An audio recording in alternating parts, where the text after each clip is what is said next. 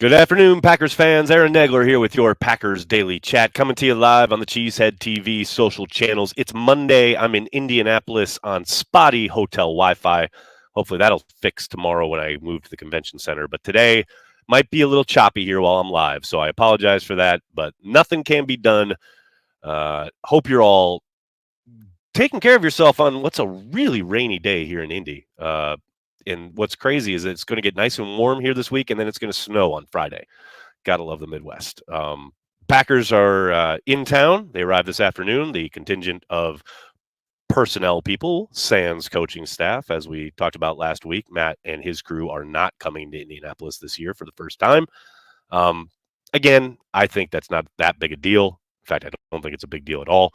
I think there's time as a staff can be much better spent back at 1265 Lombardi working on various schematic issues that, of course, there were plenty throughout the season.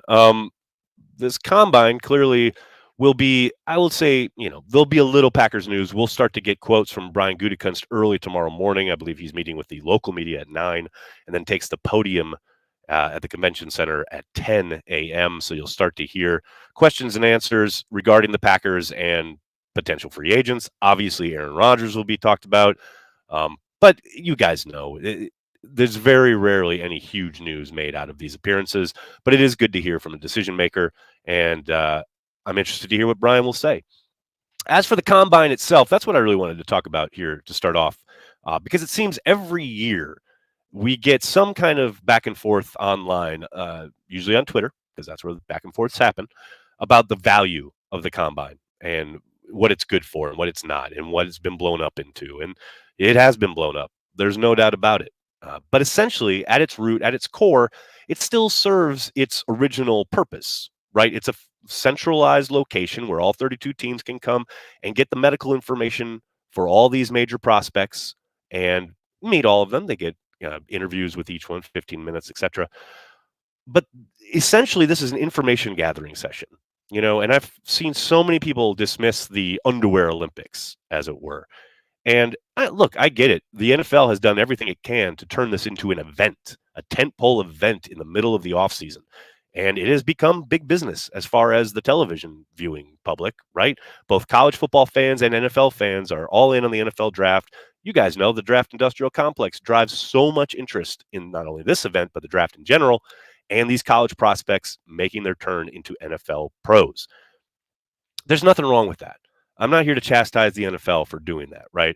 But if anyone was paying attention during the Super Bowl, you'll have seen the headlines created by DeMaurice Smith, the NFLPA president, about wanting, from the NFLPA's point of view, to get rid of the NFL Combine. His stance during that week was about the fact that the players, the timing of it being at the end of a semester, school year, blah, blah, blah, and the fact that all these guys have to waive their medical rights and spend all this time in an MRI machine or meeting with 32 different doctors, and essentially the process being trying to devalue each and every guy. Every tick, every problem, every issue that they can possibly come up with medically will take away value in the eyes of teams and hurt their earning potential. And this is the NFLPA talking, which I understand. That's their job, right? They're supposed to look out for these young men.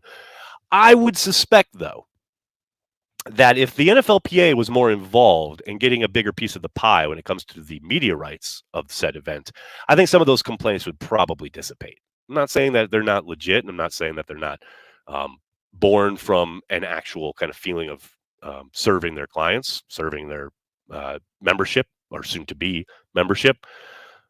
But make no mistake, the NFL has turned this into this mini event that has only gotten bigger. They have the NFL experience set up here. I just walked by it today where you can run the 40 and you can do all these things just like the pros. And that is only going to continue. And that is only going to get bigger. And don't forget, they almost moved it this year. Indianapolis got the event for this year and next year, kind of as almost an add-on. But this event eventually will move, much like the draft. LA is calling. All various other cities will get it, and it will be televised, and it will be part of the NFL's media arm, so to speak. I don't see that changing. And I understand the kind of ridiculousness of it all, right? But essentially, at its core, it is filling out. It is an ability. It's an opportunity for all 32 teams to basically fill out a spreadsheet on each guy. His bench press, his 40 time, his 3-cone drill, all of that information for every single prospect is valuable, especially when you're comparing and contrasting guys in the past, guys on your team, things like that. All of that is valuable. It doesn't mean it's more valuable or important or what have you, other than, the fact that it's information that you basically data entered into your file for each player, but that it is important, you know? So the combine, as most things can be online, especially on Twitter, is neither this horrific thing that needs to go away or this completely useless thing that uh, that has been kind of bastardized for television, which I get. It's the NFL. It's only going to get bigger and it's only going to grow. I understand that's part of the aspect, right? I just hope people can kind of take a measured approach. And I know I'm asking a lot online when talking about the NFL Combine, because the other thing that the NFL Combine serves is, basically it is, a networking event for everybody in the NFL. I mean, everybody's here, whether it's personnel people, agents, marketing people, financial people. Clearly, everybody from different walks of the NFL life, strength and conditioning coaches, everybody's here. And it's just a perfect opportunity where you're all kind of in a 5-block radius for a week. There's never a better opportunity to meet and greet and get to know people and find out what's going on around the league. That is a major aspect of it that really doesn't get talked about a whole lot, but is very important. So just wanted to go over a little bit of that here at the start. Hope you're all doing well. Again, sorry, I know this is skipping a little bit. Just can't help it. I'm on craptastic hotel Wi-Fi, but thanks for sticking with me. Ryan starting us off with a super chat. Thanks, buddy. Wow, the Packers are in cap hell with quarterback one no matter what they do. I watched the Pack a Day podcast about it. Personally, it's time to move on. I mean, personally, Ryan, I've said, for a while now, since last year, that it was time to move on. But I get that the Packers weren't ready yet. And yes, that contract that they've tied themselves to with Rodgers is certainly problematic. There's no doubt about it. But nothing's official yet.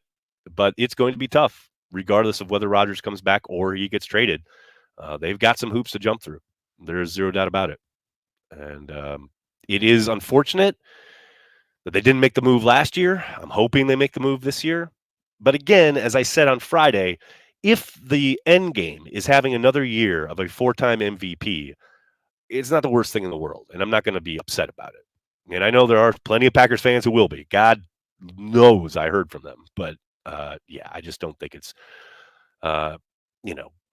the price of trying to get that second Super Bowl with 12 was where they're at now as far as their cap situation. And they just didn't clinch the deal, especially in 2020. And they'll definitely look back at that with regret, much like they look back at 2014.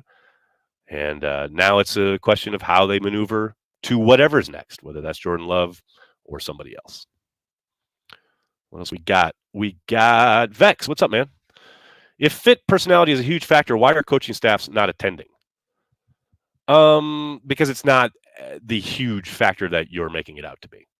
I mean, yes, you want to know if a guy knows X's and O's. Yes, you want to know what a guy's temperament is. Sure, all of that. But you can get a pretty damn good sense of that. The personnel people can do. And, regardless of what a coach's input is, oftentimes that's all it is input of, I like this guy or didn't like that guy, or I thought this guy was smart or sharp or whatever. But ultimately, it's the personnel people who are putting together the board and making the decisions. And again, that's their input here in Indy is not that great, or was not that great. Now it's nil. But is it is it nice to have a guy on your team that you fit well with, and you had a great time meeting in Indy for 15 minutes? Sure, but it's not make or break in any way, shape, or form. And at the end of the day, if the personnel people think this guy's a good player and a good fit for our culture and our organization, the Packers coaching staff's job is to make that work. That the personnel people handle the personnel, the coaching staff handle the coaching. And that's why I think, you're saying a huge factor. I just don't think it's a huge factor. Not for the coaching staff. I mean, yes, again, you want to get along with a guy or be able to work with a guy. I get that. But ultimately, your job is to get him to perform, not sing Kumbaya. What else we got? Luke, thanks for the super chat. Random, but I was thinking about Kevin King and realized he's not on a roster. Any idea why? He's got to be better than a lot of players out there. Possibly money. I think, he signed for a pretty hefty chunk of change 2 years ago when he came back to the Packers, and everybody was surprised by that. Maybe he's used to that level and just doesn't want to sign anywhere else for less than that. That would be my guess anyway. Because you're right. He's definitely better than some guys on rosters, but I suspect he doesn't want to go below a certain level. And look, God bless him. He made a lot of money in the NFL and played a lot of games. And if he doesn't need to play anymore, he doesn't need to play anymore. But that's just guesswork on my part. But that would be my estimation there. John, thank you for the super chat. For years, the prospect of playing with Aaron Rodgers has enticed players to come to Green Bay. Does that uncertainty at quarterback hurt Green Bay in free agency moving forward? That's a good question, John. I think some of that's overstated. I know Aaron kind of mentioned that in his return a couple summers ago about guys are coming here to play with me. But has that ever really been that true outside of like Jimmy Graham? I mean, essentially, Charles Woodson signed because that was the one place that was really offering him any realistic kind of money. Julius Peppers signed because the Packers pounced on him right away after he got let go. Although Julius did name check Aaron, so there's some validity there.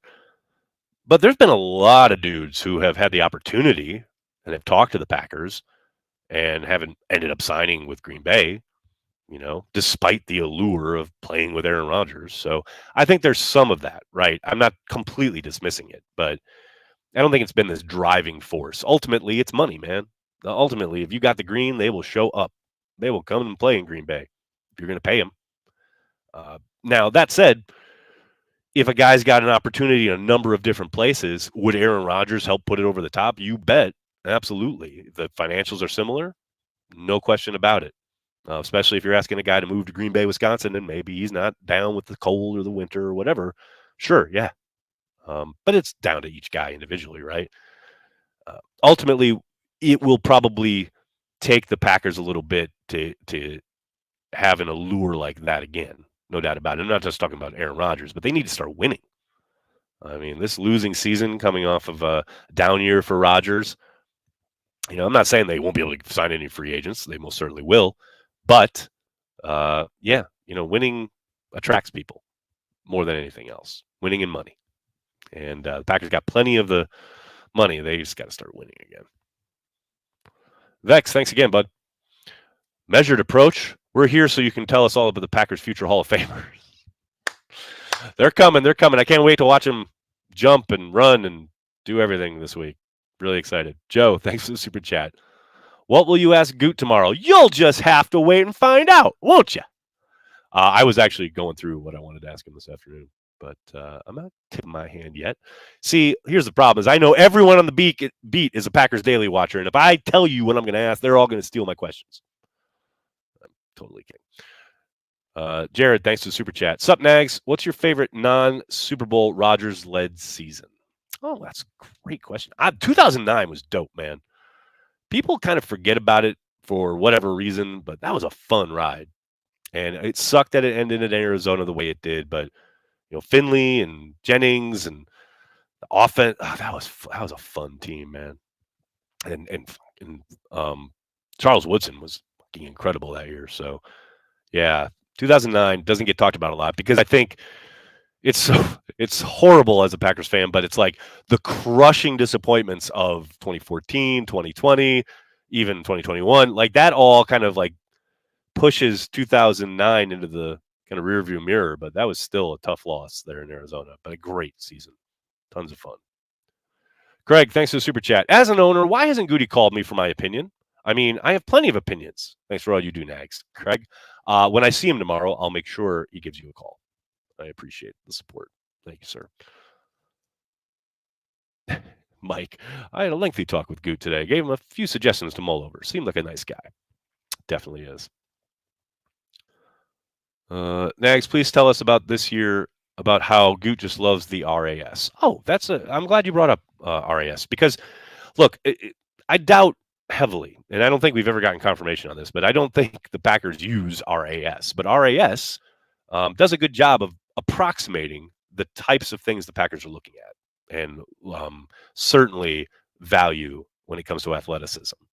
Um, I think there's little doubt that Goody has shown that he'll go a little bit outside whatever parameters the Packers have drawn up internally and has adjusted them somewhat. But he's not afraid to make an exception, unlike Ted, who was very rigid when it came to that kind of thing. Not that he didn't ever make an exception, but more so than not, he would fall in line with his parameters. Whereas Brian seems to not be as quite as beholden to them, though still following them as guideline, no doubt. John, thanks for the super chat. We all want to know if you ran the 40 or not. No, nobody wants that ever. Nags drank a 40. Yes, exactly. There you go. I found a video on Chester Markle. What a sad story. Yeah, ultimately it's a sad story. I will say, though, scoring that touchdown while high on cocaine